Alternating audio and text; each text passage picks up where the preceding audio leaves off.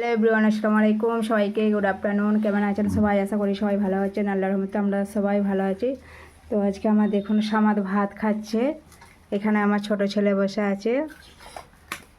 সাওয়াত, কি খাচ্ছ তুমি? কি কি? হ্যাঁ, বাবু কয়? বাবু বাবু বাবু বলে ডাকো তো একবার। বাবু বাবু বলো, বলো বাবু বলো। বাবু তো আজকে আমাদের কি কি রান্নার রেসিপি হয়েছে আপনাদেরকে দেখাচ্ছি বন্ধুরা।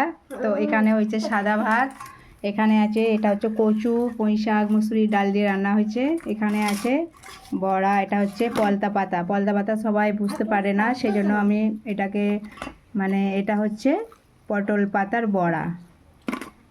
এবার হয়তো আপনারা বুঝতে পারবেন। আর এখানে আছে ডিম সিদ্ধ, এখানে নারকেল ভাজা, আর এখানে মাটন কষা। এই হচ্ছে আজকের মেনু।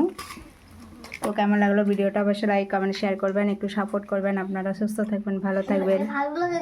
আল্লাহ হাফেজ।